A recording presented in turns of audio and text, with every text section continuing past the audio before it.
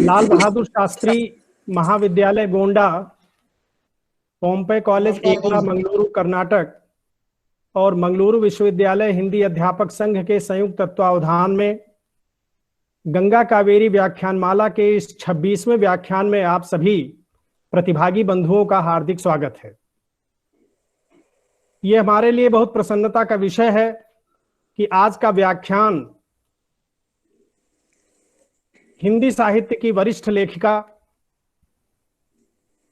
सुधा Arora madam का नियत है, जो महिला रचनाकार और सामाजिक सरोकार विषय पर केंद्रित है और वो हमारे कार्यक्रम से जुड़ चुकी हैं।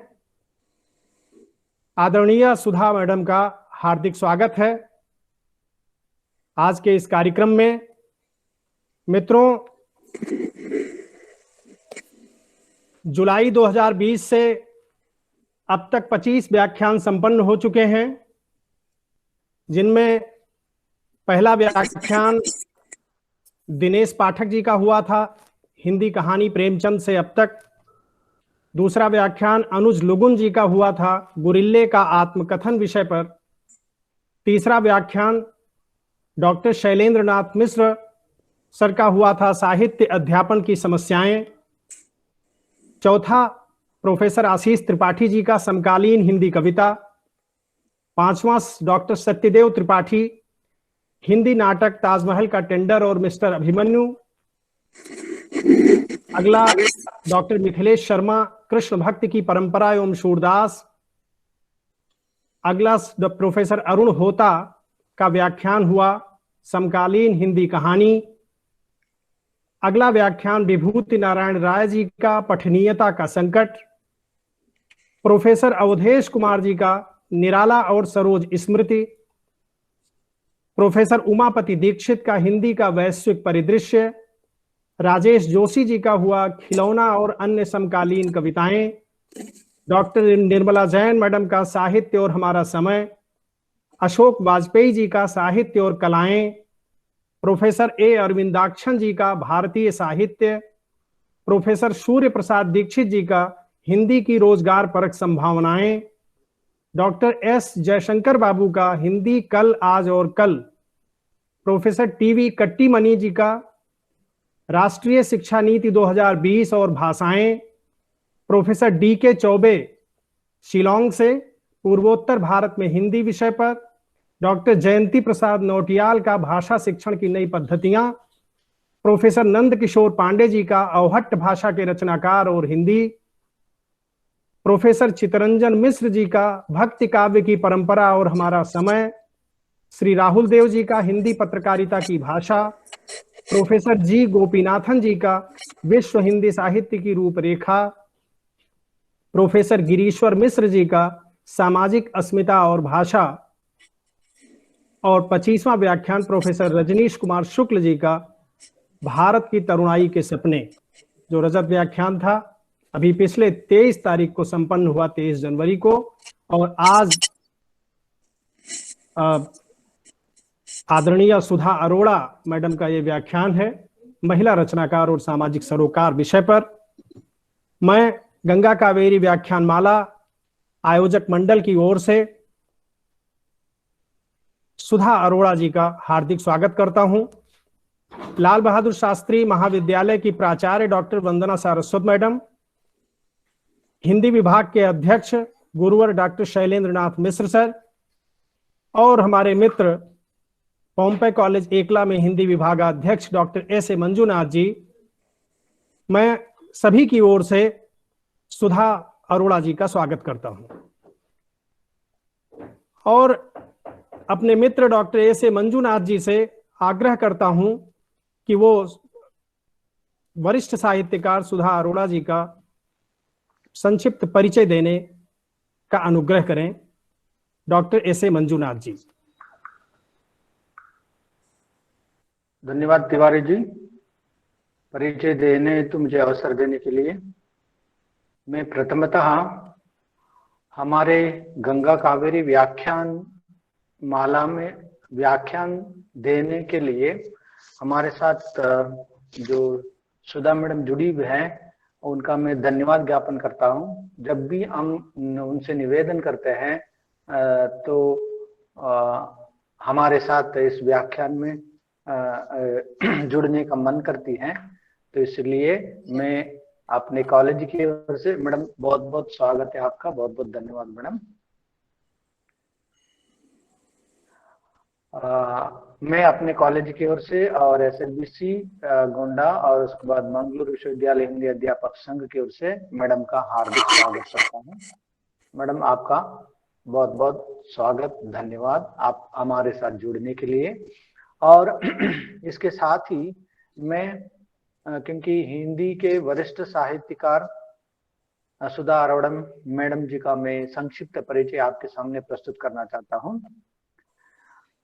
सुधा मैडम जी का जन्म 4 अक्टूबर 1946 में, जो अविभाजित जो पाकिस्तान मतलब भारत देश के अभी लाहौर में उनका जन्म स्थान है, वहां हुआ था।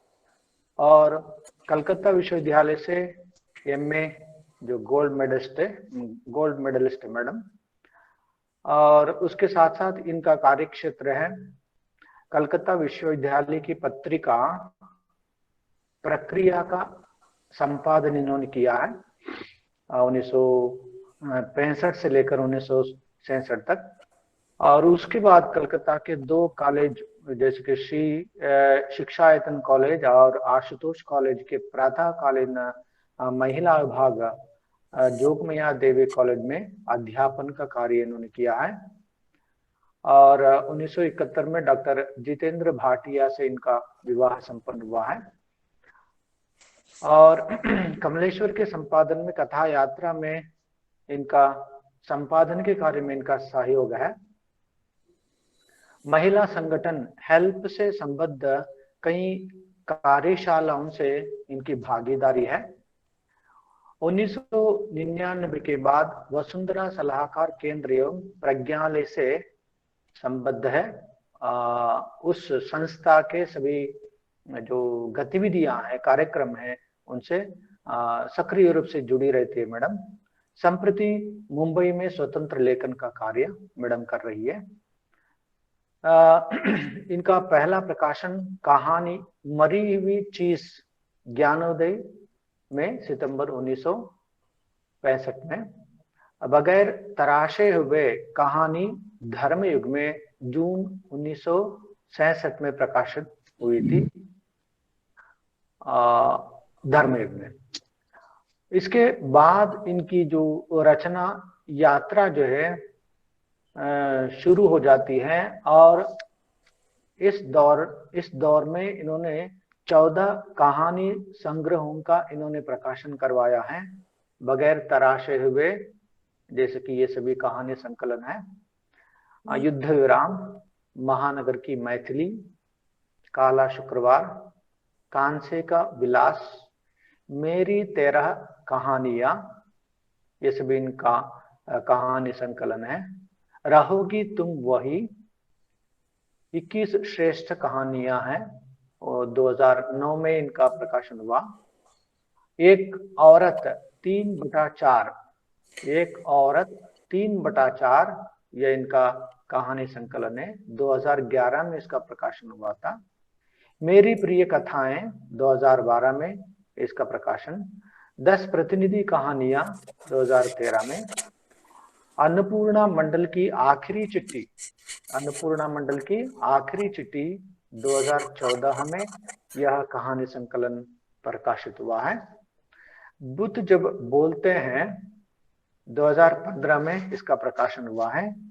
चुनी हुई कहानियां 2016 में। तो कुल मिलाकर 14 कहानी संकलन प्रकाशित है। यही कहीं था घर, यही कहीं था घर 2010 में प्रकाशित इनका उपन्यास है। स्त्री विमर्श पर इनकी जो रचनाएं प्रकाशित है, आम औरत जिंदा सवाल, आम औरत मतलब इनकी जो सभी रचनाएं जो हैं या जैसे कि पुस्तकें जो हैं बहुत चर्चित, हिंदी साहित्य जगत में बहुत चर्चित जो नाम है। आम औरत जिंदा सवाल 2008 में प्रकाशित हुआ था। एक औरत की नोटबुक 2010 में।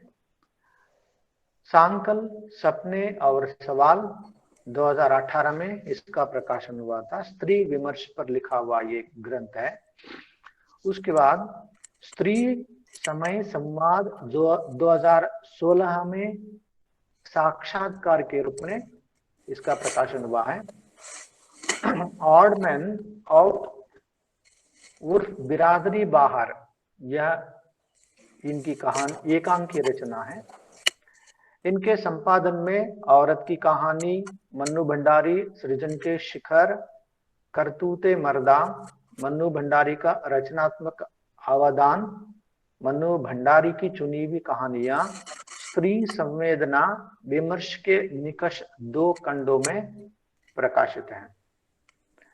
और कविता संकलन रचेंगे हम साझा इतिहास मेधा प्रकाशन की ओर से प्रकाशित है।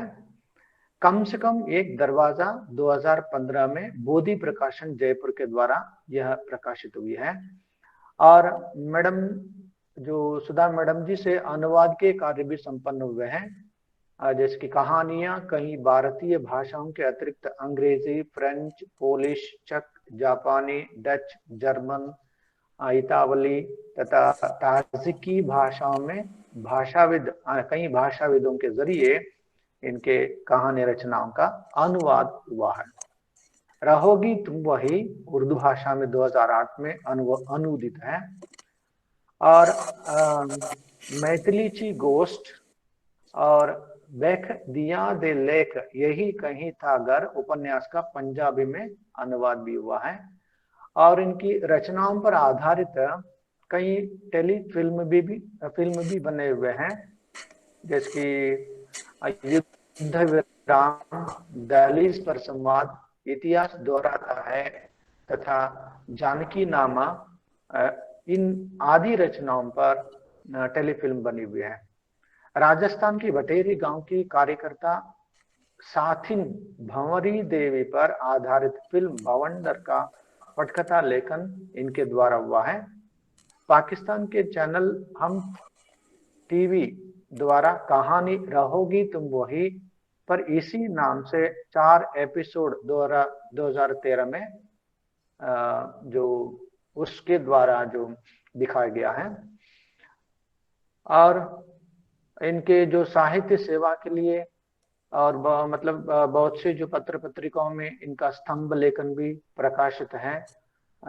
और उसके बाद इनके साहित्यिक सेवा के लिए कई पुरस्कार और सम्मान से भी इनका सम्मान किया गया है। और उसके साथ साथ फरवरी मार्च 2018 में मनस्वी पत्रिका में इनका जो विशेषांक जो निकली हुई है और कई सम्मान से ये सम्मानित है। वर्तमान में मुंबई में जो रचना कार्य में निरत है। आज के हमारे वक्ता श्रीमती सुधा अरोड़ा जी, आज का इनका विषय है महिला रचनाकार और सामाजिक सरोकार। हमारा यह 26वां व्याख्यान है। इस व्याख्यान में मैं मैडम जी का हार्दिक स्वागत करता हूं। जी धन्यवाद मित्र डॉक्टर एस ए मंजूनाथ जी, इतना सुंदर ढंग से सुधा अरोड़ा जी का परिचय देने के लिए।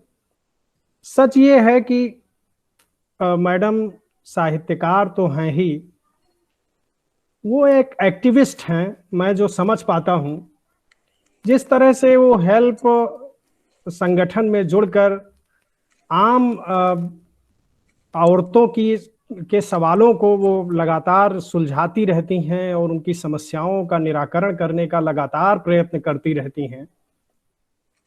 एक कथाकार के रूप में उनकी ढेर सारी कहानियां, बड़ी महत्वपूर्ण कहानियां, एक संपादक के रूप में, चाहे वो वामा शीर्षक से जो स्तंभ उनके दैनिक जागरण में निकलते रहे या कथादेश में आधी दुनिया से के शीर्षक से निकलते रहे, या उनकी जो समीक्षा दृष्टि है जो हमें उनके आलेखों में मिलती है, उनका जो पटकथा लेखन का क्षेत्र है, ये पूरा जो समूचा लेखन संसार है सुधा जी का, वह उनके अंदर जो एक परिवर्तन की आग है उससे जन्म लेता है।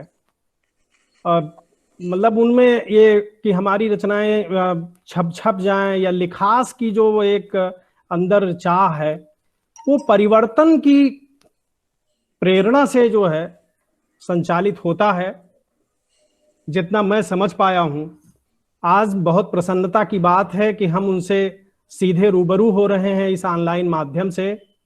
तो बिना किसी और भूमिका के बहुत सुंदर परिचय डॉक्टर एस ए मंजुनाथ जी ने दिया है। और अब मैं बहुत आदर के साथ सुधा अरोड़ा जी का स्वागत करता हूं कार्यक्रम में, कि वो अपना वक्तव्य महिला रचनाकार और सामाजिक सरोकार विषय पर प्रारंभ करें। महोदया, आपका कार्यक्रम में स्वागत है। नमस्कार तिवारी जी, बहुत बहुत धन्यवाद आपको। डॉक्टर मंजुनाथ जी का भी बहुत धन्यवाद। आपने हालांकि संक्षिप्त परिचय देने को कहा था, उन्होंने बहुत विस्तृत इतना विस्तृत परिचय दिया कि मैं खुद सुनते सुनते थक गई। लेकिन एक और चीज मैंने गौर की कि मैं बहुत ही असंतुष्ट और बेचैन आत्मा हूँ, लेकिन और हमेशा मुझे लगता है कि मैंने अभी कुछ भी काम नहीं किया है। असल काम तो अभी करना बाकी है, असल लेखन अभी बाकी है। तो इतना लंबा परिचय सुन के मुझे लगा कि नहीं, मुझे थोड़ा सा संतुष्ट हो जाना चाहिए। हाँ मैडम, जरूर जरूर। तो मैं अपनी बात शुरू करती हूँ एक अवान्तर बात से। आपने जब बताया कि मैंने कलकत्ता विश्वविद्यालय से एमए किया, तो आपको ये बताऊं कि कलकत्ता विश्वविद्यालय बहुत साहित्य के बड़े बड़े महारथियों का गढ़ रहा है। और मैंने हिंदी में ही ऑनर्स किया था। तो जब मैं हिंदी में ऑनर्स कर रही थी तब भी, और जब एमए की छात्रा थी तब भी, वहाँ विश्वविद्यालय में बहुत सारे व्याख्यान हुआ करते थे। और हर साल हम लोग व्याख्यान माला सुनने जाया करते थे। उसमें हजारी प्रसाद द्विवेदी, नंद दुलारे वाजपेयी, डॉक्टर धनंजय वर्मा, बहुत से नामी गिरामी चिंतक आलोचक आया करते थे, अज्ञेय जी आते थे। लेकिन मैं अब याद करती हूँ कि 50 साल पहले हमने कभी किसी व्याख्यान माला में महिला रचनाकारों की बात नहीं की थी। कि कभी भी न सिर्फ कलकत्ता में बल्कि दूसरे विश्वविद्यालयों में भी, जैसे बनारस है, इलाहाबाद है, तो महिला रचनाकारों पर कभी बात नहीं की जाती थी, कभी उन पर व्याख्यान नहीं दिया जाता था। इसकी वजह शायद ये भी हो सकती है कि एक तो महिला रचनाकार उस समय में बहुत कम थी, और दूसरी वजह ये भी है कि जो थी उनको बहुत गंभीरता से नहीं लिया जाता था। और ये स्थिति कमोबेश अब भी बनी हुई है, जब हम लगभग हर व्याख्यान माला में महिला रचनाकारों की बात करते हैं।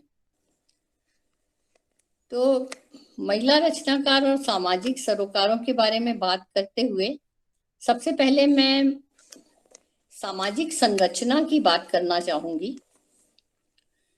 जो बहुत स्थूल हमें दिखाई देती है। आप देखिए कि जब हम बहुत छोटे छोटे जगहों में रहते थे, हमारे सभी के पुरखे छोटी जगहों से आए हुए हैं, गांवों से। तो वहां पर जिस तरह के घर बनाए जाते थे, कम्युनिटी लिविंग जिसको कहते थे, जिस तरह के घर बनाए जाते थे, उसमें हमेशा सामने की ओर, जो जिसको आंगन कहते हैं, वहां मुखिया, घर का मुखिया पुरुष बैठता था, बाहर से आने वाले मेहमान बैठते थे, और जो रसोई है उसको पीछे की ओर बनाया जाता था, इसलिए भी कि वहां का चूल्हे की आग और धुएं से बचा जाए, बाकी का घर उस धुएं और आग से न प्रभावित हो, जिसमें घर की गृहिणी अपने आप को सारा दिन झोंके रहती है। पर इसके अलावा भी ये वजह थी कि वो एक जो बहस का क्षेत्र था वो पुरुषों तक सीमित था और महिलाएं रसोई घर तक केंद्रित थी। तो ये हमारे यहाँ यूनिवर्स में जो दो बड़े स्पेस हैं, एक घर का भीतरी स्पेस और एक बाहर का आउटर स्पेस, और उस बाहरी स्पेस को हमने हमेशा बहुत ज्यादा महत्व दिया और घर के भीतरी स्पेस को हमने इतना महत्व नहीं दिया। जबकि वो बाहरी स्पेस जो है, जहाँ पुरुष धन कमाने के लिए बाहर जाता था, मतलब सुबह घर से तैयार होके नाश्ता करके जब बाहर जाता था और धन कमाकर जब लौटता था तो उसको फिर सारी सुविधाएं मिलती थी, और जब वो जाता था तो बाकायदा उसका टिफिन वगैरह तैयार करके भेजा जाता था।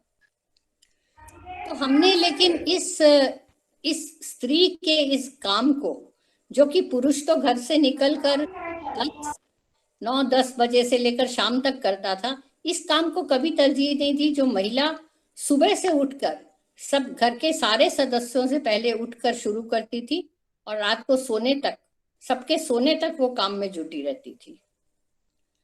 तो इस वजह से भी महिलाओं का एक दोयम दर्जा निश्चित हुआ, और ये दोयम दर्जा बहुत सारी वजहों से निश्चित हुआ। न सिर्फ सामाजिक संरचना, धर्म की वजह से, धर्म में आप देख लीजिए कि महिलाओं को हमेशा पीछे की ओर रखा गया, लेकिन धीरे धीरे जैसे जैसे महिलाओं ने आउटर स्पेस में भी दखल देना शुरू किया और बाहर काम करना शुरू किया, और महिलाएं बहुत अच्छी, जैसे घर में मैनेजमेंट करती हैं वैसे वो बाहर और घर दोनों के मैनेजमेंट बहुत अच्छी तरह कर सकती।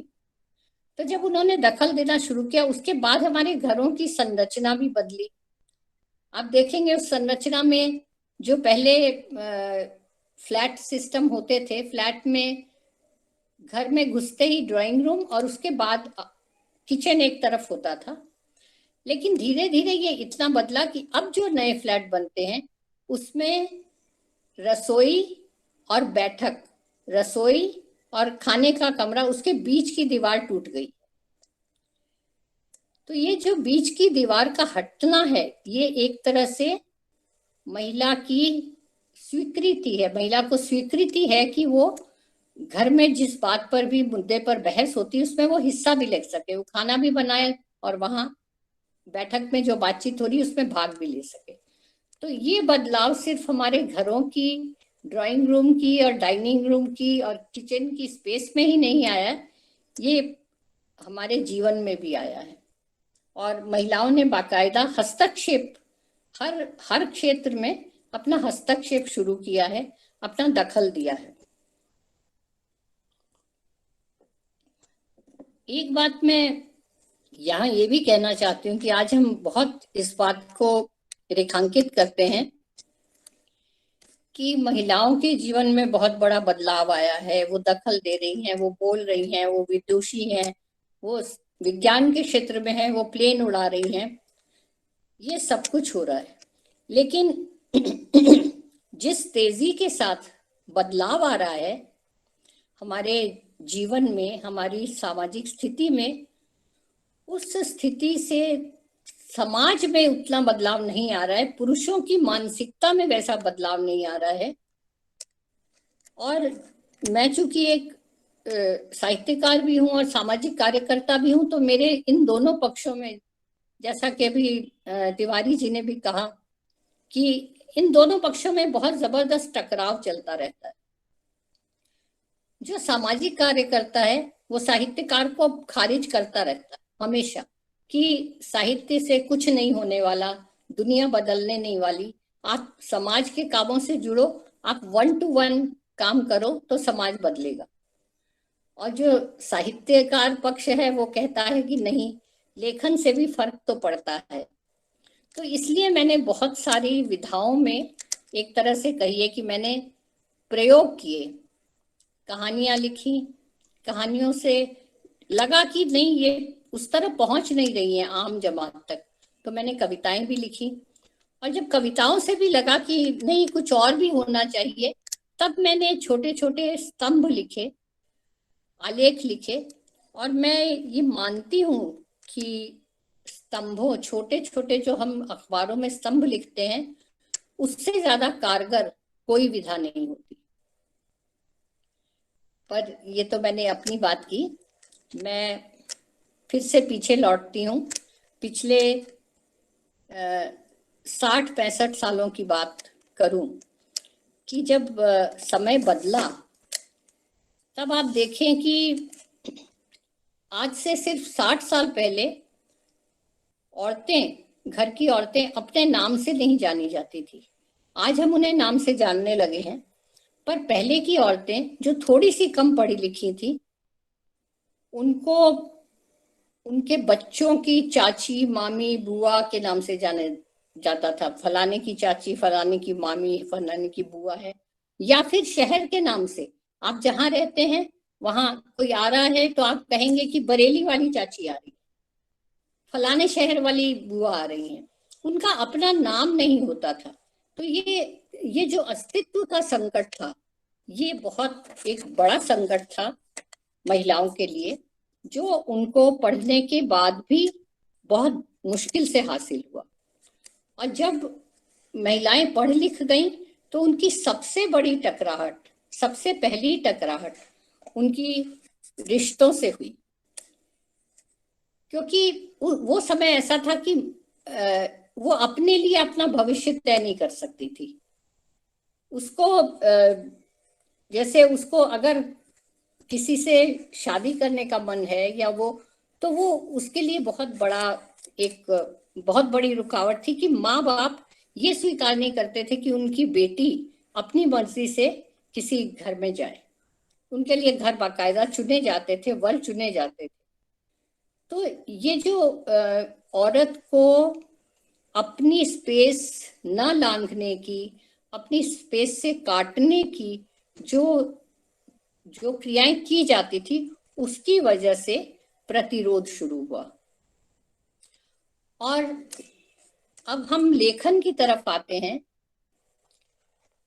लेखन में देखिए, शुरू में महिलाओं की बारे में जो चर्चा हुई, चाहे वो सामाजिक सरोकारों के मद्देनजर हो या सहानुभूति से नजर की गई हो, उसमें ज्योतिबा फुले, महात्मा गांधी, राम मनोहर लोहिया, बाबा साहेब आम्बेडकर, इनके स्त्री संबंधी सरोकारों से सभी परिचित हैं।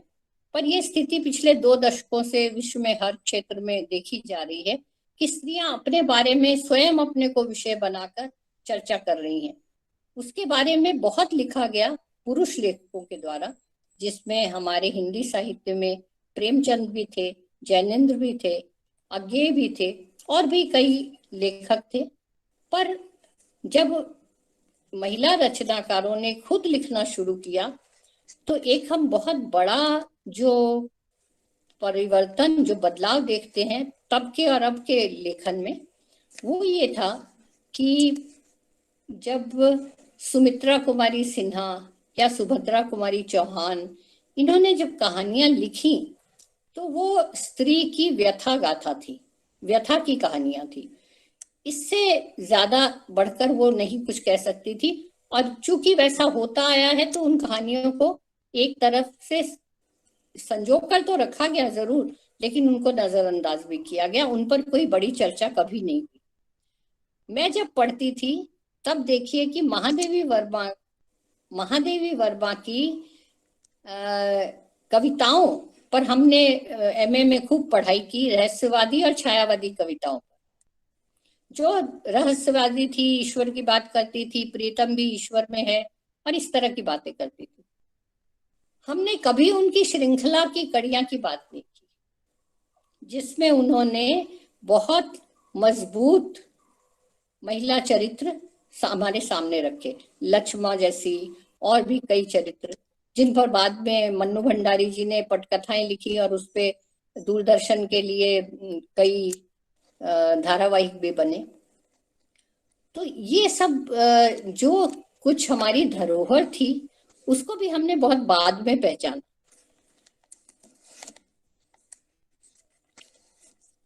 तो महिला कथाकारों ने जो रचनाएं लिखी, सिर्फ महिला को केंद्र में रखकर, उन्हें आज अलग से रेखांकित करने की जरूरत है। इसके बाद सुभद्रा कुमारी चौहान, ये जो कुछ बड़े नाम थे। उसके बाद जो 3 बड़े नाम हमारे सामने आए हैं वे थे जिंदगी नामा की लेखिका कृष्णा सोपती, मैं हार गई की लेखिका मन्नू भंडारी और 55 खंबे लाल दीवारें की लेखिका उषा प्रेमवदा। इन्होंने जिस एक अलग ही तरह की स्त्री को हमारे सामने रखा।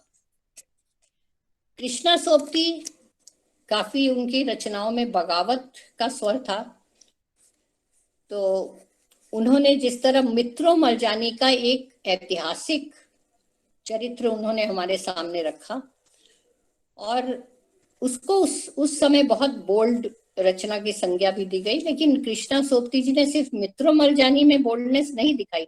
ये हम जब भी कहते हैं तो एक गलत स्टेटमेंट देते हैं। कृष्णा सोपती का पूरा लेखन जिंदगी नामा से लेकर, उनकी एक कहानी थी यारों के यार, जो मैं पढ़ती थी उन दिनों, छपी थी और बहुत चर्चित हुई थी कि जैसे पुरुष लिख सकता है, महिलाएं भी उसी क्षेत्र की बातें उतनी ही प्रामाणिकता के साथ लिख सकती हैं। उनकी लिखी थी यारों के यार। और मन्नू जी ने हालांकि बहुत संयम के साथ एक लक्ष्मण रेखा के भीतर रचनाएं की। उन्होंने कभी भी वो रेखा, सीमा रेखा लांघी नहीं, पर उनकी कहानियों के जो चरित्र थे वो बहुत बगावती चरित्र थे, बागी चरित्र थे। जैसे उषा प्रेमवदा की कहानी में नौकरी पेशा स्त्री की अपनी स्पेस को और एक बड़े क्षेत्र में काम करने वाली महिला की समस्याओं को और अपनी पसंद से चुनाव करने वाली अपने जीवन के लिए, उसको दिखाया था। मन्नू जी ने एक बिल्कुल अलग धरातल पर महिलाओं को बहुत छोटी छोटी, बहुत ही चुटीली कहानियों से एक तरह से बहुत सार्थक संदेश दिया। उनकी 2 कहानियां इस संदर्भ में मैं नाम लेना चाहूंगी, जिसके सरोकार बहुत बड़े हैं। एक कहानी है स्त्री सुबोधिनी और दूसरी कहानी है करतूते मर्दा। उसमें एक तो पहली बात तो यह है कि उनकी कहानी बिल्कुल बहुत सच्चाई और यथार्थ के धरातल पर इतनी मजबूती से पांव टिकाकर खड़ी होती है कि एक एक पंक्ति उसके साथ कोई भी श्रोत पाठक उसके साथ आइडेंटिफाई कर सकता है कि ये क्यों लिखी जा रही है और कहाँ से आ रही है। कहानियां देखिए, कहानियां बाहर से हम लेते जरूर हैं, लेकिन कहानियां अपने भीतर की तकलीफ से पैदा होती है। जब तक कोई विसंगति, सामाजिक विसंगति, कोई इस तरह की हरकत जो हमें चोट न पहुंचाए, हम कलम नहीं पकड़ सकते। एक संवेदनशील लेखिका तभी कलम उठाएगी जब उसकी चेतना पर लगातार प्रहार होते हैं, लगातार चोट होती है। तो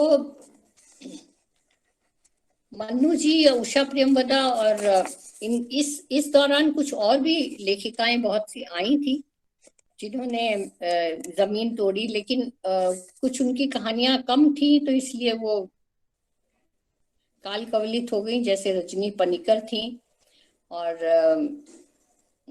शशि प्रभा शास्त्री थी। कहानियां अंततः वही जिंदा रहती हैं जो आपको लगातार आपके साथ खड़ी होती हैं और आपके साथ खड़ी होकर वो अपने समय को परिभाषित करती हैं।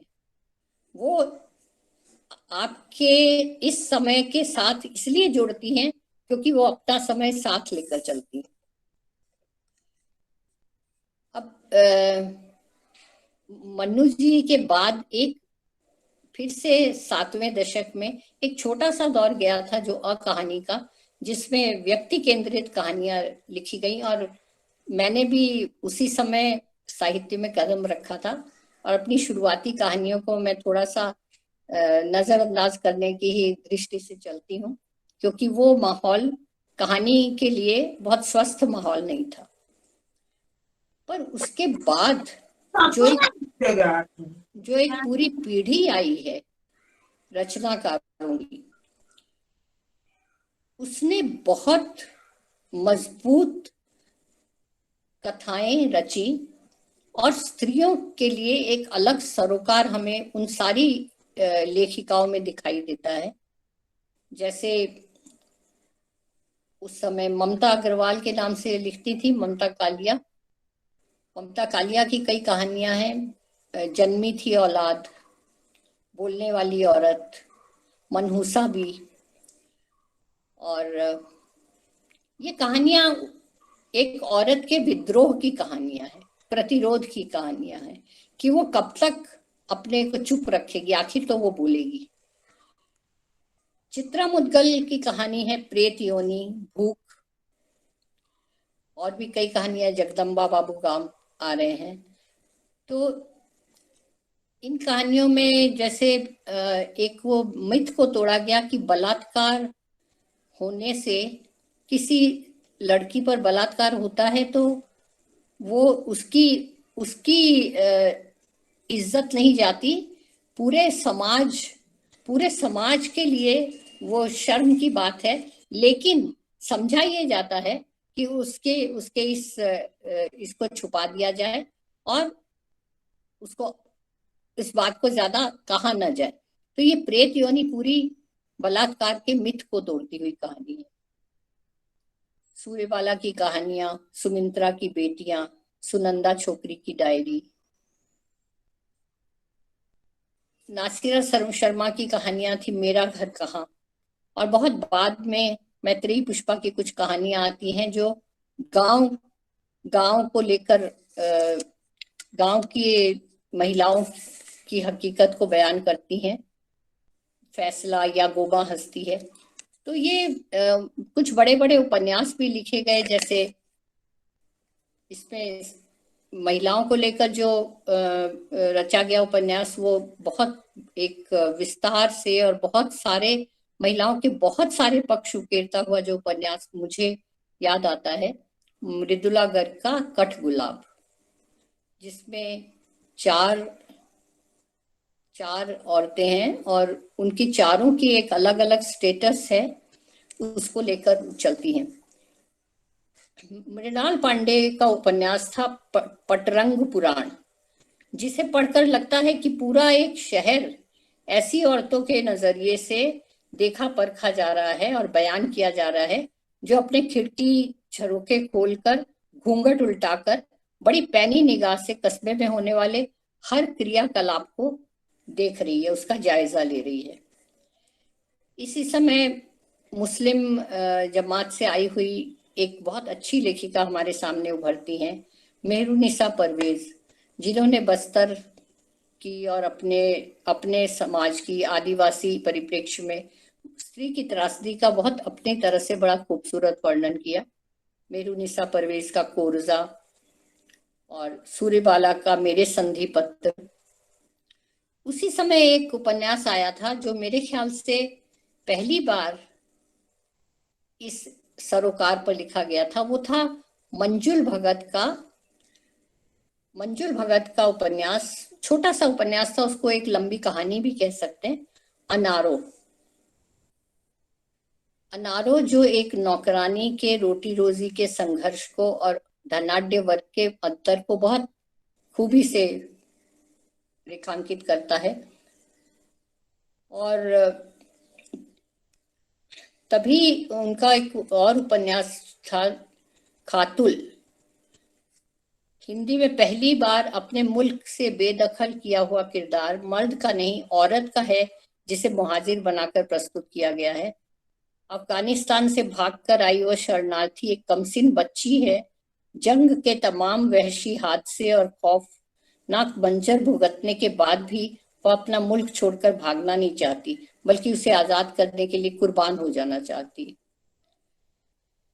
उसी दौरान कमल कुमार का एक उपन्यास आता है, यह खबर नहीं, जिसमें सत्ता और प्रभुताशाली वर्ग किस तरह एक प्रतिभाशाली लड़की की अस्मिता का दोहन करता है, उसको कुचलता है। इसका बहुत ही रोमांचकारी बयान है। तो ये वो दौर था जब बहुत तेजी के साथ हिंदी साहित्य में उपन्यास आए हैं। राजी सेठ का तत्सम, चंद्रकांता का अपने अपने कोणार्क और कश्मीर की समस्याओं पर लिखा हुआ कथा सतीसर। नासिर शर्मा ने लिखा था पानी की समस्या को केंद्र में रखकर। बहुत ही इस उपन्यास का खूबसूरत पहलू था कि औरतों के सामाजिक सरोकार इसमें उभर के आते हैं जब औरतें पर्यावरण के मुद्दे पर बात करती। इन्हीं दिनों प्रभा खेतान के भी उपन्यास आए हैं, पीली आंधी, छिन्न मस्ता। तो ये सब जो उपन्यास हैं ये जब आए थे और इन पर मेरे ख्याल से तभी की ये बात है जब महिला रचनाकारों पर अलग से बातचीत होनी शुरू हुई।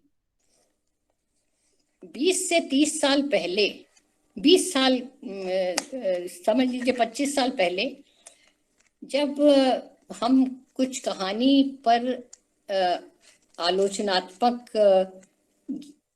सुनने जाते थे व्याख्यान, तो मैं हमेशा देखती थी कि पूरे सत्र में कहानियों सिर्फ पुरुषों द्वारा लिखित, लेखकों द्वारा लिखित। बेशक बहुत हमारे बहुत बड़े बड़े लेखक हुए हैं और उन्होंने बहुत अच्छा सृजन किया है, लेकिन तब ये होता था कि पूरे कहानी प्रपत्र में सिर्फ पुरुषों के रचनाओं पर बात की जाती थी और उसमें अंत में एक टिप्पणी की तौर पर यह जोड़ दिया जाता था कि हिंदी में महिला रचनाकारों की भी बड़ी जमात उभर रही है और उन्होंने ये चीजें लिखी।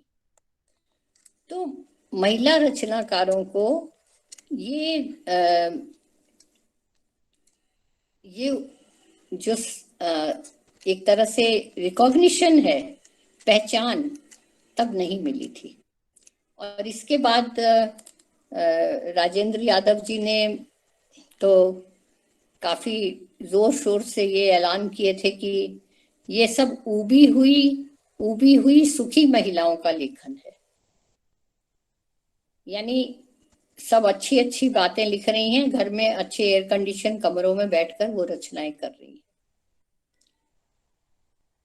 और ये बयान उनका, चलिए हम मान लेते हैं कि एक उन्होंने बयान ऐसे खिलंदड़ा स्वभाव में दे दिया था, लेकिन उसके बाद स्त्री विमर्श को बहुत अच्छी तरह उन्होंने दलित विमर्श, आदिवासी विमर्श के साथ स्त्री विमर्श को भी हंस में जगह दी। लेकिन उसको जगह देने के साथ साथ उन्होंने पूरे स्त्री मुद्दों को इतनी बुरी तरह भटकाया कि उन्होंने ये कहा कि स्त्रियों को खुलासे के साथ लिखना चाहिए और देह मुक्ति ही स्त्री मुक्ति का पहला चरण है। तो इसके साथ साथ क्या हुआ कि जो नई लेखिकाओं की जो जमात उभरी, उन्होंने बहुत खुलासे के साथ स्त्री की यौनिकता, स्त्री की देह संवेदना और दैहिक इच्छाओं पर बात करनी शुरू की।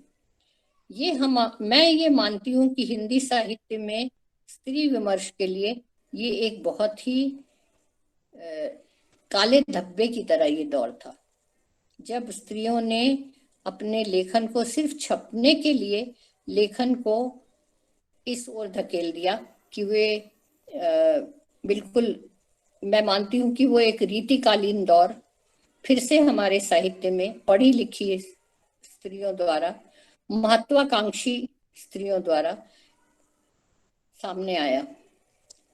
ये मैं जरूर मानती हूँ कि कभी भी साहित्यिक लेखन तब तक सरोकारों से नहीं जुड़ सकता जब तक वो महत्वाकांक्षा को एक ओर न छोड़ दे। बहुत जरूरी है कि आप जो लिखते हैं, जो अपनी चोट के बारे में लिखते हैं, जो आप उस पे मरहम लगाने के लिए लिखते हैं, जिसमें दूसरों की चोट भी शामिल होती है, आप सिर्फ अपनी चोट के लिए के बारे में नहीं लिखते। आप जब लिखते हैं तो जाहिर है उसको बहुत सारी स्त्रियों तक स्थानांतरित होता है और आप उसको लिख इसलिए रहे हैं कि उस पर आप दूसरी स्त्रियों की चोट को मरहम लगा सकें। तो जब बलात्कार पर कहानियां ऐसी लिखी जा रही थी तो मुझे लगता था जैसे हिंदी सिनेमा में एक दौर ऐसा था जब फिल्मों में बलात्कार के जो दृश्य होते थे उनको ऐसे फिल्माया जाता था कि जिस पर बलात्कार हो रहा है वो कितना डर रही है और कैसे वो कैमरा जूम कर रहा है उसके डर पर, और उधर से पुरुष सामने आ रहा है। तो वो एक सनसनीखेज आनंद जो श्रोताओं को मिलता था वो एक बहुत ही भयानक दौर था। कमोबेश, ये कहूंगी तो शायद बुरा लगेगा बहुत से लोगों को, लेकिन कमोबेश ऐसा ही दौर हमारे हिंदी साहित्य में उस वक्त आया जब स्त्री मुक्ति को देह मुक्ति से जोड़ लिया गया, और इस तरह की खूब कहानियां लिखी गई जो हंस में प्रकाशित हुई। अब मैं मुख्य मुद्दे पर आती हूं कि अगर साहित्य को समाज में कुछ कारगर रास्ता दिखाना है तो साहित्य को सबसे पहले रचनाकारों को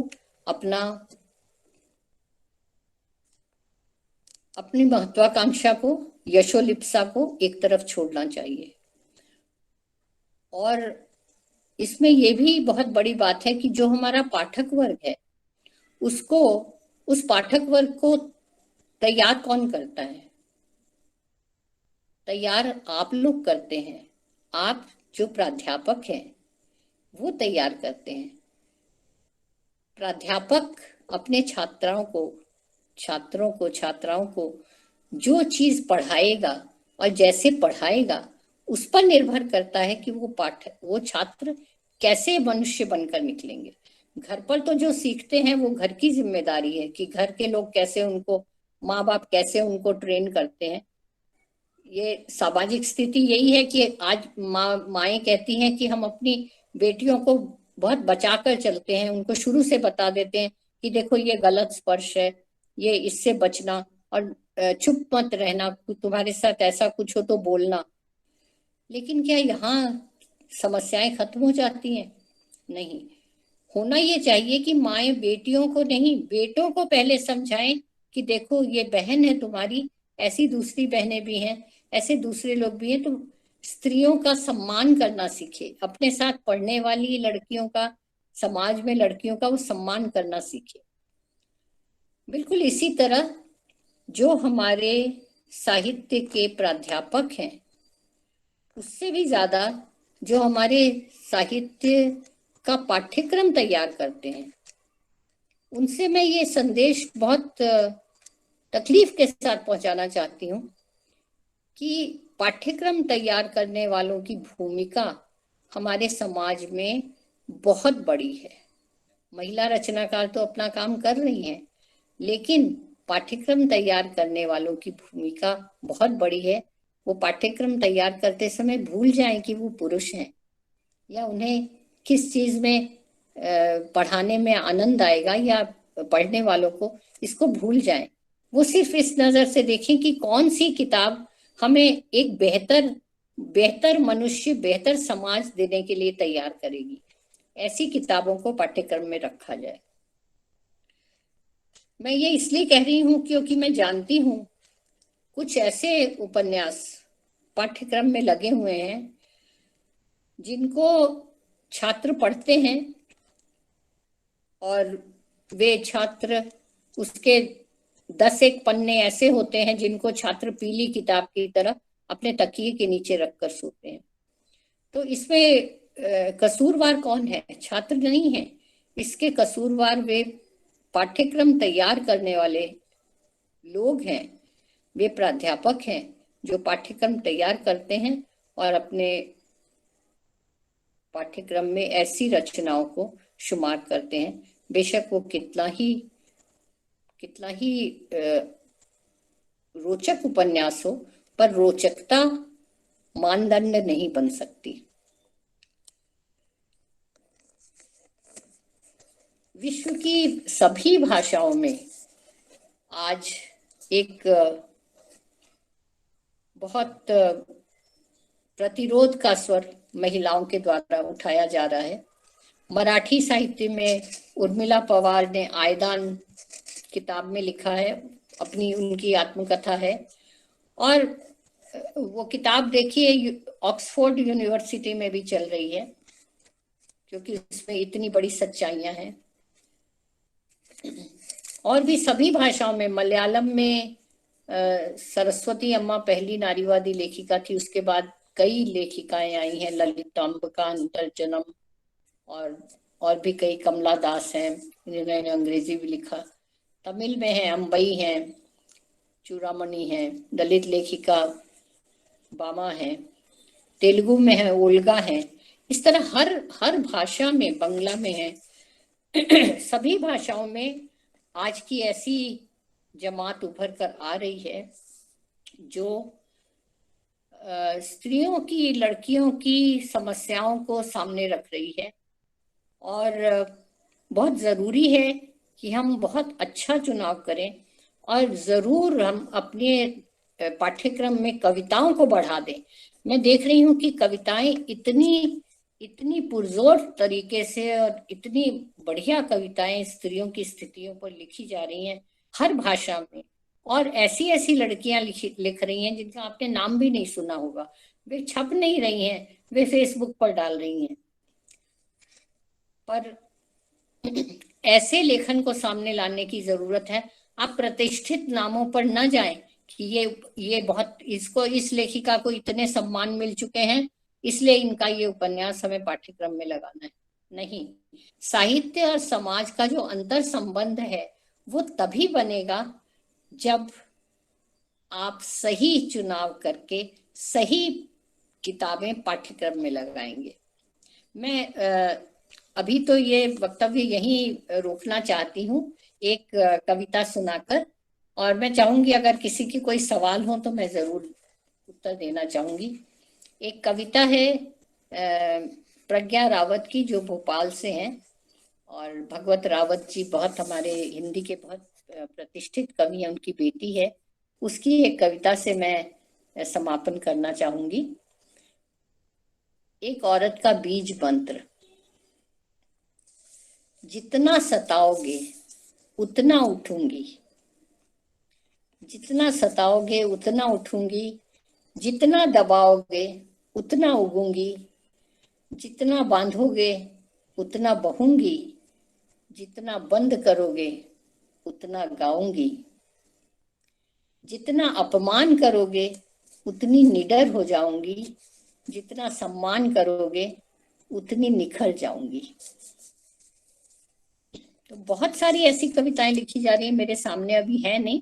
जेसिंता कैरेकेटा जो आदिवासी कवित्री हैं, बहुत सुंदर 4-4 पंक्तियों की कविताएं लिख रही हैं। तो मैं अपनी सारी जिम्मेदारी आप प्राध्यापकों पर छोड़ती हूँ। मुझे यही संदेश देना था जिसके लिए मैं आई आपके आयोजन में, और मुझे बहुत बहुत आभार व्यक्त करती हूँ कि आपने मुझे बुलाया, क्योंकि मुझे मालूम है मैं बहुत अच्छी वक्ता नहीं हूँ, लेकिन अपने मन की बात मुझे कहनी थी और इसका आपने मुझे मंच दिया गंगा कावेरी व्याख्यान माला में। आपका बहुत बहुत शुक्रिया, आभार।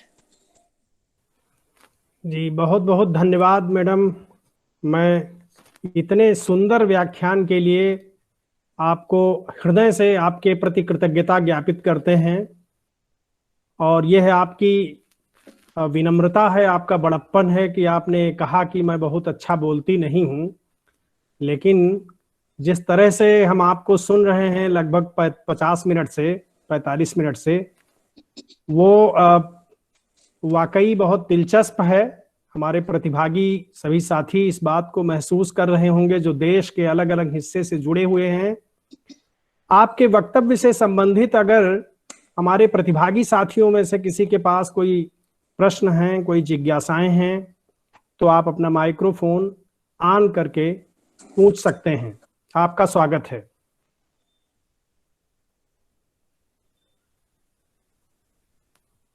प्रतिभागी बंधुओं में से किसी को अगर कोई प्रश्न पूछना है तो वो आज की हमारी वक्ता सुधा अरोड़ा मैडम से वो अपने सवाल पूछ सकते हैं। हाँ डॉक्टर साहब नमस्कार। जी जी नमस्ते। मैं डॉक्टर मुनीब शर्मा। जी जी स्वागत है सर। बहुत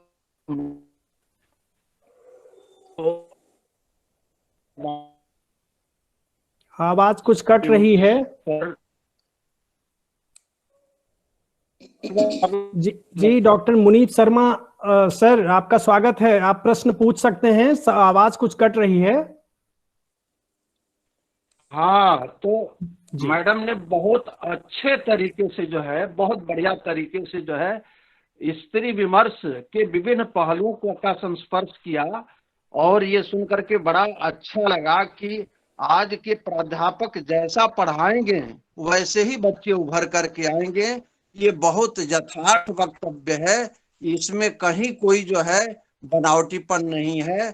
मैं हृदय से मैडम का स्वागत करता हूँ और बहुत बहुत हार्दिक कृतज्ञता ज्ञापित करता हूँ। और डॉक्टर जयशंकर तिवारी जी, आपका जो ये क्रम चल रहा है ये बहुत ही सुंदर, गंगा कावेरी का जो ये थीम है ये बराबर चलते रहना चाहिए। इससे साहित्य के अनुरागियों को बड़ा ही एक नई दिशा और अपने को समझने में काफी मदद मिल रही है। तो मैं बहुत दूर से बोल रहा हूँ, मऊ डिस्ट्रिक्ट से, और चूंकि यहाँ नेटवर्क की थोड़ी प्रॉब्लम रहती है, कभी कभी जुड़ता हूँ कभी नहीं जुड़ पाता हूँ, तो मैं इसके लिए खेद व्यक्त करता हूँ। और मैडम का मैं हृदय से पुनः आभारी हूँ, बार बार आभार प्रकट करता हूँ हृदय की गहराइयों से कि जितने सुंदरतम ढंग से आपने अपनी प्रस्तुति दी, निसंदेह वह हम लोगों के लिए अनुकरणीय, सराहनीय और वंदनीय है। बहुत बहुत धन्यवाद।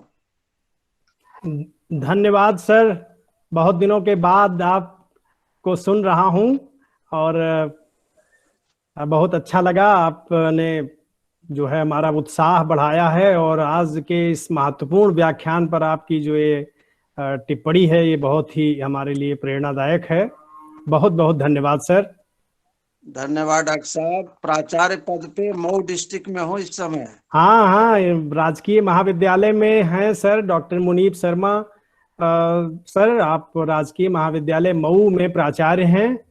आपका बहुत बहुत स्वागत है, बहुत बहुत धन्यवाद सर। और कोई साथी हमारे प्रतिभागी बंधु में से कोई अगर प्रश्न है तो आपका स्वागत है। मैं डॉक्टर शर्मा जी की बात को जरा सा आगे बढ़ाना चाहूंगी। जी जी जी मैडम जी। मैं ये कहना चाहती थी कि आज हम सब देख रहे हैं कि जिस तेजी के साथ स्त्रियों में बदलाव आ रहा है, वो आगे बढ़ रही हैं, वो हर चीज में दखल दे रही हैं, उसी तेजी के साथ उन्हें तरह तरह के औजारों से कुचला जा रहा है, तरह तरह के वक्तव्यों से कुचला जा रहा है। आप देखें कि जब कोई भी आंदोलन होता है तो ऐसा नहीं है कि स्त्रियां उस वक्त घर में बैठी रहती हैं, वो बाहर आगे बढ़कर आंदोलनों में शामिल होती हैं क्योंकि वो चाहती हैं कि स्थितियां बेहतर हों। तो जब उन्हें ये कहा जाए कि आखिर किसान महिलाएं आंदोलन में क्या कर रही हैं, उन्हें तो घर में बैठना चाहिए, उन्हें नहीं मालूम कि वो घर में भी किसानी करती हैं और पूरे अपने परिवार को खिलाती हैं, तो कैसे वो आंदोलन में शामिल नहीं हो। तो उनको कुचलने के बहुत तरह के प्रयास किए जा रहे हैं। आज बलात्कार कितने बढ़ गए हैं, हमें तो ये सबसे बड़ी चिंता रहती कि हम साहित्यकार उस दिशा में क्या कर सकते हैं। हम लोग कुछ नहीं कर सकते जब तक शिक्षण संस्थाएं उस बारे में सामने न आए। शिक्षण संस्थाओं का बहुत जरूरी है कि प्राइमरी से लेकर सेकेंडरी में आते ही वे सेक्स एजुकेशन पर स्वस्थ तरीके से शामिल करें पाठ्यक्रम में, और उसकी एक बताएं बच्चों को। जो बच्चे जब टीन एज में पहुंचते हैं 13-14 साल में, तो उन्हें क्या देखना चाहिए उन्हें खुद समझ में आना चाहिए। तो ये बहुत सारी चीजें जो हम नहीं बदल सकते, हम कितना भी लिखें वो चीजें पहुंचती नहीं है। उन्हें रोचक तरीके से बताना चाहिए, और ये शिक्षण संस्थाओं से ही शुरुआत हो सकती है, मुझे ऐसा लगता है। ये मनोज श्रीवास्तव जी कुछ पूछना चाह रहे थे। जी मनोज श्रीवास्तव जी, स्वागत है आपका। हाँ जी मैम, नमस्कार। आज आपको प्रत्यक्ष रूप में वेबिनार के माध्यम से सुनने का मौका मिला तो बड़ा सौभाग्यशाली हूँ। आपकी कुछ कहानियां मैंने छोटी छोटी पढ़ी कभी। एक औरत 3/4, अन्नपूर्णा मंडल की आखिरी चिट्ठी, छोटी हत्या बड़ी हत्या, ताराबाई 4 नंबर, एक जी जी जी डेजर्ट फोबिया, जिसमें एक कहानी आपकी अन्नपूर्णा मंडल की आखिरी चिट्ठी जो है मुझे बहुत पसंद है, दिल को छू जाती है वो कहानी। तो एक बार आज आपको सामने से सुना, बहुत अच्छा लगा मुझे, मेरा मन प्रसन्न हो गया। शुक्रिया शुक्रिया मनोज जी। जी धन्यवाद मनोज जी। और हमारे कोई साथी अगर आज सुधा अरोड़ा मैडम से आप कोई संवाद करना चाहते हैं, कोई बातचीत, कोई प्रश्न, कोई जिज्ञासा, तो आप कर सकते हैं। जी नमस्कार जी स्वागत है, स्वागत है। द्विवेदी हूँ उरई से। तिवारी जी नमस्कार, मैडम को जी आदर अभिवादन। जी स्वागत है डॉक्टर सभी साहब। प्रतिभागी मित्रों को नमस्कार।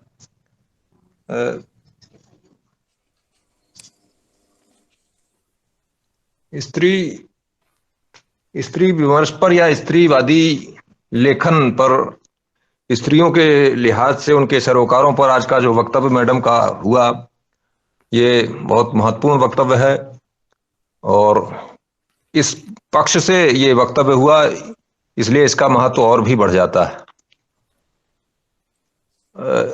इसमें बहुत सबको काम करने की जरूरत है, न केवल स्त्री लेखिकाओं को, अन्य सबको भी, क्योंकि अभी हमें यही पता नहीं कि वास्तव में ये समस्या किसकी अधिक है, किसकी कम है।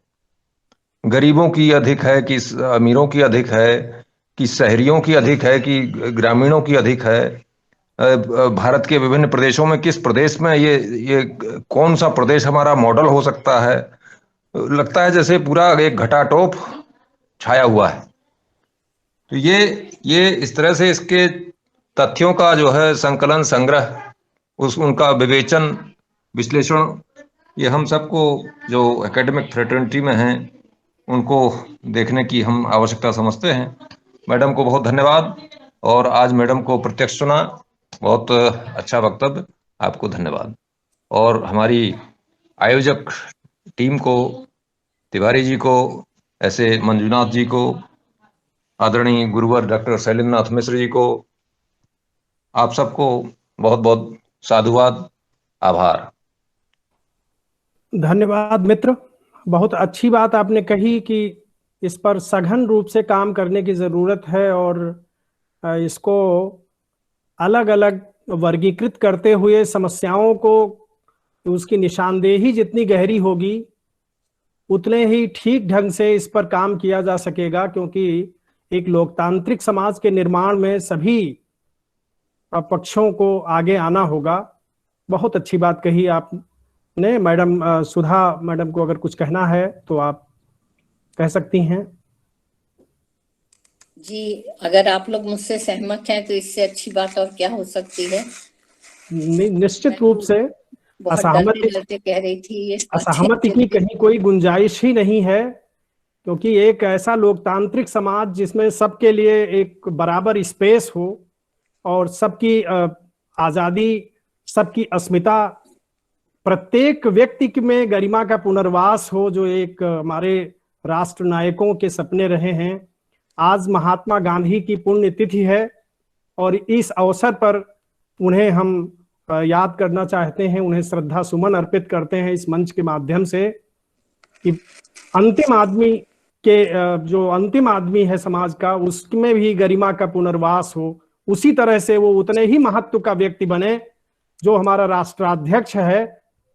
ये जो राष्ट्र नायकों के सपने हैं वो जिस दिन पूर्ण होंगे, संभवतः उस दिन हमारी ये संघर्ष की यात्रा पूर्ण होगी। जी, मैं सबसे पहले तो यही मानती हूँ कि साहित्य सिर्फ मनोरंजन का माध्यम नहीं है, सिर्फ मनोरंजन के लिए साहित्य न पढ़ा जाता है न लिखा जाता है। ये अलग बात है कि पढ़ते हुए हमें अच्छा लगता है, वो अलग बात है। और अगर किसी मुद्दे को, किसी तकलीफ को अगर रोचक तरीके से हम पहुंचा सकें तो इससे ज्यादा अच्छी बात और क्या हो सकती है। मुझे बहुत हैरानी है कि मेरी कहानी अन्नपूर्णा मंडल की आखिरी चिट्ठी इतने लोगों को पाठ्यक्रम में भी है और लोगों को अच्छी लगती है, जबकि उस कहानी में बहुत कड़वाहट है और सिर्फ उसमें एक प्रतीक से छोटी सी 4 पन्नों की कहानी है, जिसमें एक लड़की जो आत्महत्या करने जा रही है वो अपने माँ बाप को चिट्ठी लिखती है और उस चिट्ठी में वो अपना पूरा जो 2 साल का जो वैवाहिक जीवन है उसको बहुत प्रतीकों में बड़ी बारीकी से बयान कर देती है। और कहानी इतनी ज्यादा कम्युनिकेट होती है, संप्रेषण करती है आप लोगों तक और पुरुषों तक भी, तो बहुत अच्छा लगता है। कि ये तकलीफ अभी पूछ रहे थे वो कि कहाँ से शुरुआत की जाए, तो ये पूरा जो दमित वर्ग है वो दलित है, दलित वर्ग है, गरीब है, और स्त्रियां तो ये सच मानिए कि हर वर्ग की स्त्री दमित है। ये निचले वर्ग की या ऊपर के वर्ग की बात नहीं है। निचले वर्ग से लेकर ऊपर के वर्ग तक की स्त्रियों का आज भी उनकी स्थिति समाज में, अपने परिवार में दोयम ही बनी हुई है। बहुत कम परिवार ऐसे हैं जिनमें उनका एक कथन चलता है या उनसे सलाह ली जाती है, वरना आज भी हमारा समाज कई दशकों पीछे चल रहा है और इसको बदलने की जरूरत है। जी बिल्कुल, धन्यवाद मैडम। और हमारे किसी साथी के कोई सवाल अगर हैं तो आज आप कर सकते हैं, या कोई संवाद आप हमारी वरिष्ठ लेखिका सुधा अरोड़ा जी जो हमारे साथ जुड़ी हुई हैं, आप उनसे संवाद कर सकते हैं। तो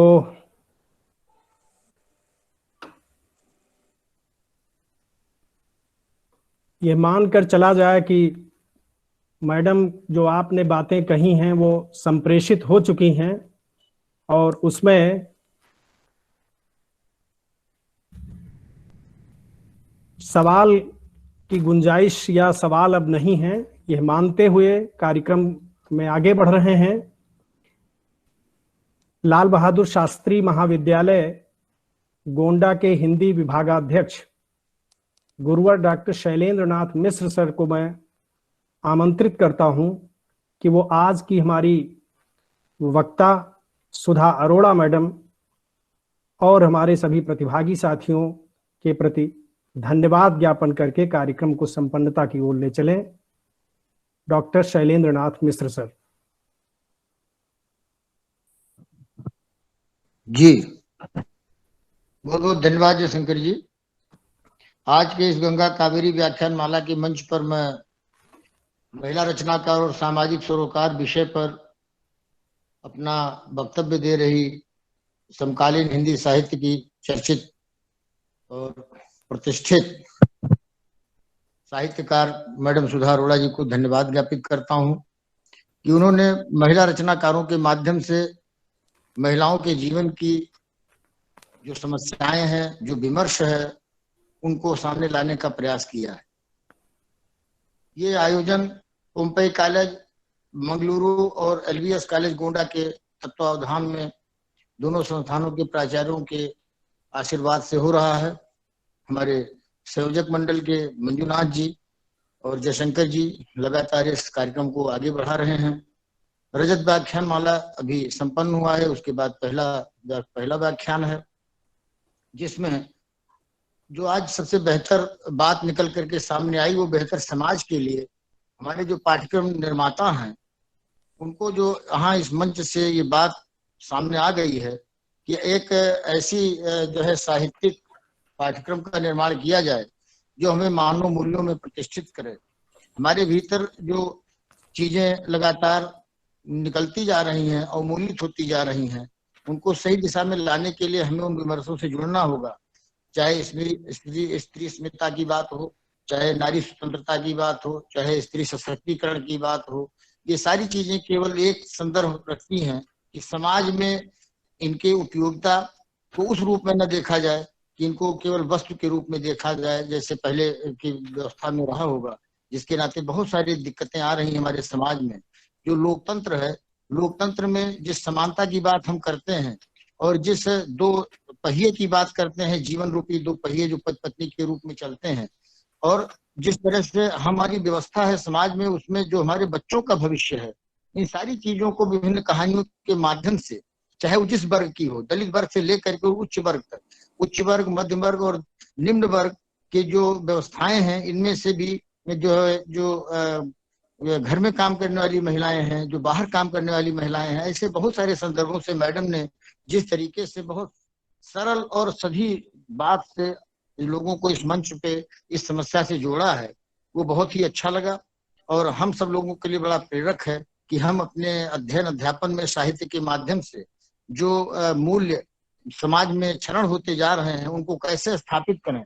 आपने तो फिल्मों के माध्यम से या जो साहित्य और ऐसी तमाम स्वस्थ चीजों को मनोरंजन जो मान लिया गया है, उस पर भी आपकी टिप्पणी हम लोगों के लिए रेखांकित तो होनी चाहिए कि हम इस संदर्भों पर भी विचार करें, क्योंकि जिस समाज के लिए हम ये साहित्यिक रचनाएं लिख रहे हैं वो समाज हम ही को ही बनाना है।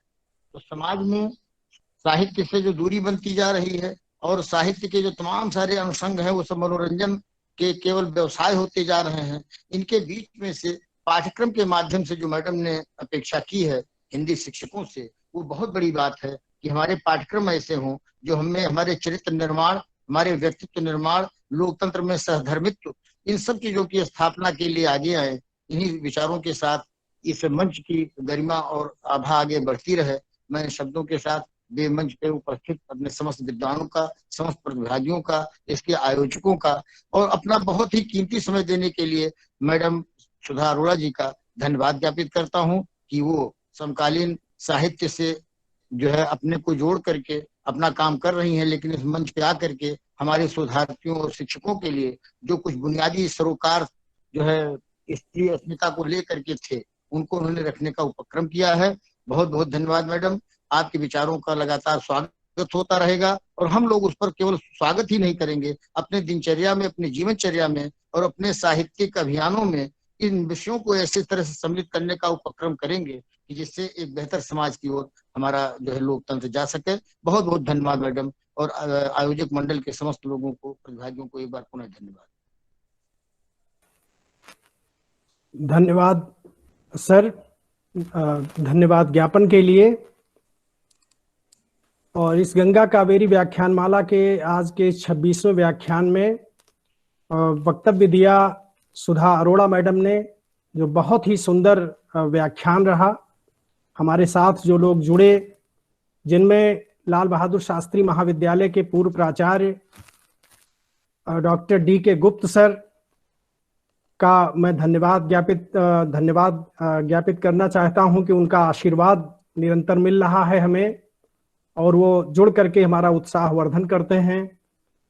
डॉक्टर VCHNK श्रीनिवासा राव जो अंग्रेजी विभाग में एसोसिएट प्रोफेसर हैं, उनका भी मैं धन्यवाद ज्ञापन करता हूं इस मंच से।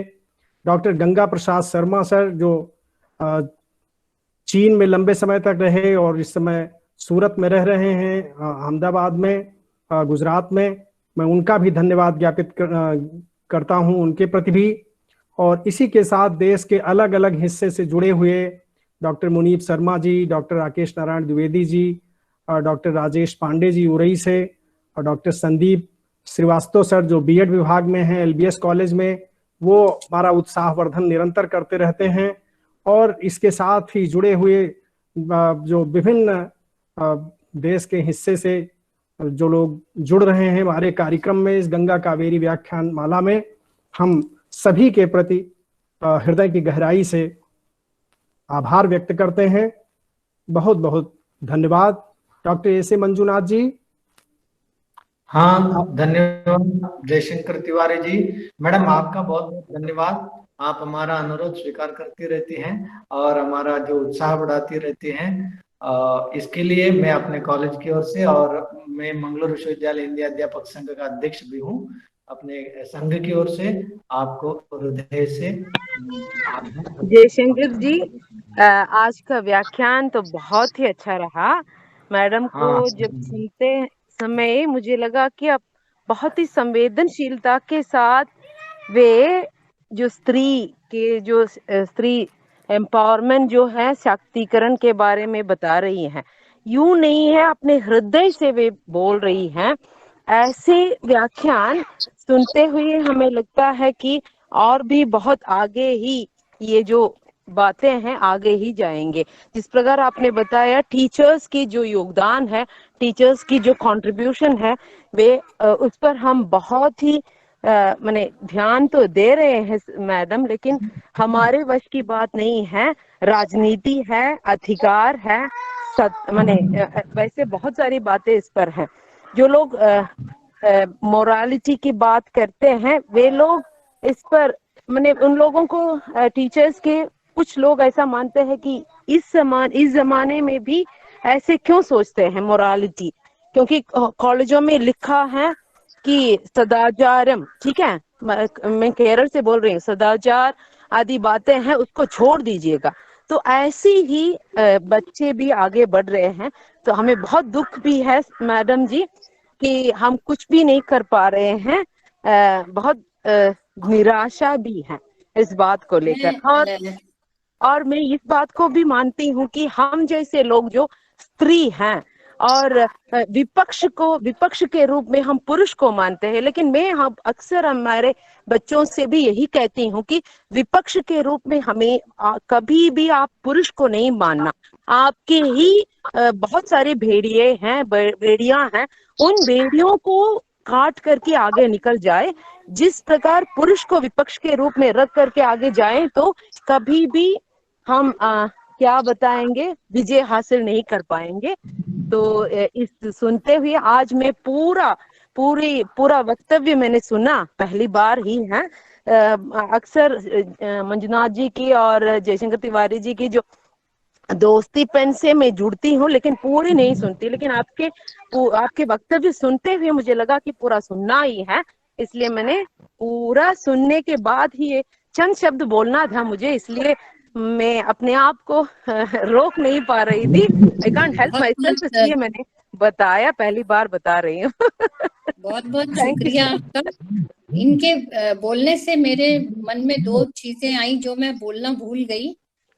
मुझे लगता है बोलना चाहिए। क्या 5 मिनट में बोल सकते? जी जरूर जरूर जरूर। आपने जो सवाल किया है उसके बारे में मैं एक अपना अनुभव बताना चाहती हूँ। देखिए, मैंने जो कहानियां लिखी, मैं हमेशा ये समझती थी कि वो कहानियां स्त्रियों तक बहुत अच्छी तरह संप्रेषित होती हैं। वो अपनी तकलीफें मुझे लिखकर भेजती हैं, बार बार मेरे संपर्क में रहती हैं और इतने लंबे लंबे पत्र मुझे लिखती हैं। मेरे पास पूरी फाइल है जिसपे स्त्रियों ने अपनी बिल्कुल जीवन गाथा लिखी हुई है। लेकिन मैं आपको एक अपना अनुभव बताना चाहती हूँ कि मेरी जब ये किताब आई थी, एक औरत की नोटबुक, और जिसका मराठी में और अंग्रेजी में अनुवाद हो चुका है। तो जब ये मराठी में किताब आई थी, एक औरत की नोटबुक का मराठी अनुवाद है उंबरठ्याच्या अल्लाड पल्लाड, ये है, उसमें सिर्फ आलेख है। तो वो किताब पढ़कर लातूर के एक प्रोफेसर राजा ढवले हैं, उन्होंने मुझे फोन किया और उन्होंने जो अपना मुझे अनुभव बताया वो मैं आपसे शेयर करना चाहती हूँ कि कैसे किताबें बदलाव लाती हैं, न सिर्फ मतलब एक पूरे परिवार में बदलाव लाती हैं, वो मैं आपको बताती हूँ। उन्होंने कहा कि मैडम, मैंने आपका लेख पढ़ा, जिस हिंसा के निशान दिखाई नहीं देते, कि जो उसमें एक औरत की नोटबुक में 2 भाग हैं। एक है घरेलू हिंसा के खिलाफ जिसमें शारीरिक हिंसा है, और एक है मानसिक प्रताड़ना के खिलाफ, इमोशनल अब्यूज। तो उन्होंने कहा कि आपका वो लेख जब मैंने पढ़ा तो मुझे लगा कि अरे मैं भी तो ऐसे ही करता हूँ। तो मुझे बहुत बुरा लगा कि मुझे तो ऐसा नहीं करना चाहिए, इसमें सही लिखा हुआ है। तो उन्होंने कहा कि मैंने अपने को उस दिन से बदलना शुरू किया और मैं घर में अपनी पत्नी पर कम चिल्लाने लगा, वरना मैं हर बात पर उस पर चिल्लाता था। और मैंने बच्चों के साथ भी प्यार से बात करना शुरू किया। उन्होंने कहा 7 दिन के बाद मेरी पत्नी ने मुझसे मेरे पास आकर बहुत मधुर स्वर में धीरे से पूछा कि आपकी तबीयत तो ठीक है ना। तो उन्होंने कहा कि क्यों, मुझे क्या हुआ? कहते नहीं, आप 8 दिन से मैं देख रही हूँ बहुत चुप चुप से हैं, बहुत प्यार से बात कर रहे हैं, सबसे अच्छे से बोलते हैं, कुछ तबीयत खराब तो नहीं है, कुछ अंदर से तकलीफ? उन्होंने कहा नहीं, देखो मैंने ये आलेख पढ़ा है, ये आलेख तुम भी पढ़ो तो तुम्हें समझ में आ जाएगा कि मैं अब तक क्या कर रहा था, और मैं अपने को बदलना चाहता हूँ, तो तुम इसमें मेरा सहयोग दो। जब भी मैं चिल्लाऊं तो मुझे टोको। तो ये उन्होंने ही नहीं कहा, एक वहाँ नैनीताल के एक हैं प्रोफेसर सिद्धेश्वर सिंह, उन्होंने भी कहा। एक गांधीनगर में है प्रोफेसर संजय दुबे, उन्होंने कहा कि मेरी पत्नी को जब कोई तकलीफ होती थी तो वो डॉक्टर के पास जाती थी दिखाने के लिए। तो जब वो इस बार जा रही थी कि मैं डॉक्टर के पास होके आती हूँ, तो मैंने उसको कहा कि मैं भी तुम्हारे साथ चलता हूँ। कहते मुझे आपकी वो पंक्ति याद आ गई कि औरतों की आधी तकलीफ तो पति के साथ जाने से दूर हो जाती है। इस एक पंक्ति ने उनको ये बताया कि कभी पत्नी को अकेले अपनी तकलीफ के लिए अकेले बन जाने दीजिए, साथ उसके जाइए। तो बहुत छोटी छोटी सी बातें हैं।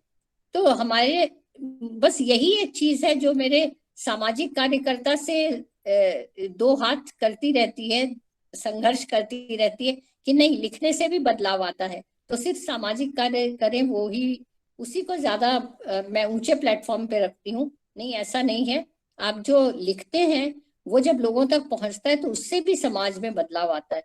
तो मेरा ये आप लोगों से अनुरोध है कि आप लोग वो किताब जरूर पढ़ें, एक औरत की नोटबुक, जो मराठी में भी है और हिंदी में। बिल्कुल बिल्कुल मैडम, आपकी कहानियां भी ज्यादातर मैंने नहीं पढ़ी है। मेहरुन्निसा परवेज की हाल ही में मैंने वो क्या है, हाँ, मैंने वो मुसलमान औरतों की इराक के संगसार नामक कहानी संग्रह में की बहुत सारी कहानियां पढ़ी थी। तो मुझे बहुत मैंने क्या बताऊं, दुख नहीं है, एक प्रकार की भय सा लगा था कि ऐसी भी औरतें हैं इस संसार में।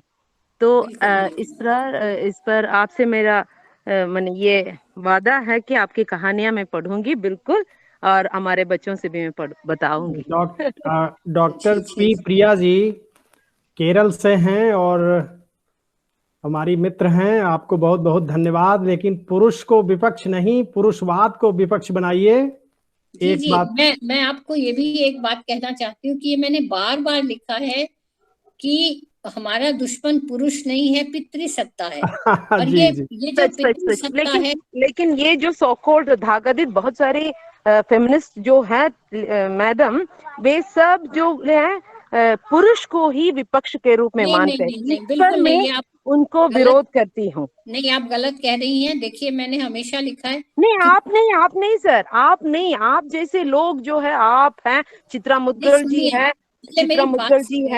हाँ सुनिए मैडम को। पितृसत्ता को अगर स्त्रियां कंधा नहीं दें तो पितृसत्ता कभी पनप नहीं सकती, स्त्रियां ही पितृसत्ता को कंधा देती हैं, चाहे वो सास और ननद के रूप में हो, चाहे सास और ननद के रूप में हो, या मित्र के रूप में हो, या सत्ता की भूखी हो, तो पितृसत्ता को कंधा देती हैं। और पितृसत्ता ऐसी स्त्रियों के बूते पर ही आगे बढ़ती है। निश्चित रूप से मैं हमेशा कहती हूँ कि पुरुष जो है वो भी हमारे सामाजिक संरचना के असामंजस्य का विक्टिम है। पुरुष भी विक्टिम है, पुरुष भी हमारे सामाजिक संरचना का शिकार है, क्योंकि उसको शुरू से वैसी ही ट्रेनिंग दी जाती है। वो अगर रोता है तो उसको कहते हैं लड़कियों की तरह क्यों रो रहे हैं। बहुत अच्छी बात कर रहे हैं। बिल्कुल और यही जो हमारी भी बात है सर, ठीक मैडम। बिल्कुल, देखिए, अगर लड़के जब छोटे होते हैं, बच्चे होते हैं, अगर उन्होंने गुलाबी रंग की टी शर्ट पसंद कर ली तो कहेंगे अरे क्या लाल गुलाबी लड़कियों का रंग पहनते हो, क्यों? लड़का क्या गुलाबी रंग नहीं पहन सकता? और लड़कों को क्या जरूरी है कि वो बचपन में सिर्फ बुलेट और मशीन से ही खेले? तो ये सब हमारी अपब्रिंगिंग बहुत बहुत दोषपूर्ण है, बहुत फॉल्टी है, इस वजह से ये होता है। तो ये हम अभिभावकों को बदलने की जरूरत है कि अगली आने वाली जनरेशन कैसी, हम उसको कैसी परवरिश देंगे। जी, बहुत सुचिंतित और सुविचारित वक्तव्य है आपका। आपने बहुत ही, और रघुवीर सहाय की मुझे वो पंक्ति स्मरण हो रही है जिसमें आपने अभी साहित्य डॉक्टर पी प्रिया के निराशावाद पर आपने कहा कि हमें साहित्य की संभावनाओं और जो लिखा हुआ है वो किस तरह से हमारी ग्रंथि को तोड़ता है, उसका बहुत सुंदर उदाहरण दिया। रघुवीर सहाय की वो पंक्ति है। निराशावाद नहीं है, मुझे इनको सुन करके मुझे बहुत अच्छा लगा। नहीं, मैंने बिल्कुल जैसे निराशावादी बनकर नहीं बताई मैंने। नहीं, आपने ये देखिए, निराशावाद तो मुझ में है, मैं सच बता रही हूँ, मुझ में बहुत निराशा आती है जब मैं अपने सामाजिक पक्ष को देखती हूँ और जब साहित्यकार लोगों को देखती हूँ कि कितनी महत्वाकांक्षा, कितनी, लगता है कि जैसे सारी कलम हमने सिर्फ महत्वाकांक्षाओं के लिए ही पकड़ी है, निश्चित रूप से यश मिल जाए इसीलिए पकड़ी। नहीं, समाज की तमाम जो विकट संरचनाएं हैं उनको देखने के बाद निराशा अगर उत्पन्न होती है तो वो भी स्वाभाविक प्रक्रिया है। उसमें कोई ऐसी बात नहीं है। लेकिन जो लेखन की जो संभावनाएं हैं, जो साहित्य की शक्ति है, वो किस तरह से हमारी चेतना में जो अकड़न या जकड़न है, वो जो ग्रंथि है, वो कैसे उसको शिथिल करती है, कैसे हमें एक लोकतांत्रिक बनाती है, इसमें भी हमें भरोसा रखना होगा। तो रघुवीर सहाय की उस पंक्ति का मुझे स्मरण हो आया जिसमें वो कहते हैं कि इसको, वो ठीक काव्य पंक्ति याद नहीं है, जिसमें वो कहते हैं कि इससे और कुछ होगा तो होगा तो नहीं होगा तो नहीं होगा, लेकिन इससे पढ़ने से, इसको लिखने से मेरे अंदर का एक कायर टूटेगा। हाँ, बिल्कुल बिल्कुल। तो यह है कि परिवर्तन अवश्य होगा, हमें उम्मीद बनाए रखनी होगी, और एक बेहतर समाज की का निर्माण जो है मिल करके ही किया जा सकता है। और बहुत बहुत धन्यवाद आप सब। मैं क्या बताऊं, मैं बहुत कुछ बोलना भूल गई। अब हमने तो सिर्फ भारतीय परिवेश की बात की, मैं 2 मिनट और लूंगी। जी। हमारे जो प्रवासी रचनाकार हैं, महिला रचनाकार, वो आज जिस तरह का लेखन कर रही हैं, ऐसा लेखन पहले कभी हुआ नहीं हिंदी साहित्य में, ऐसा प्रवासी लेखन। एक रचनाकार हैं अनिल प्रभा कुमार, उनकी 2 कहानियों का मैं जिक्र करूंगी। एक कहानी उन्होंने लिखी कतार से कटा घर। ये कहानी एक लेस्बियन परिवार में बच्चा जो बढ़ रहा है, बच्चे की निगाह से, उसकी मम्मी पापा नहीं है, उसकी 2 मम्मियां हैं, एक बड़ी मम्मी एक छोटी मम्मी।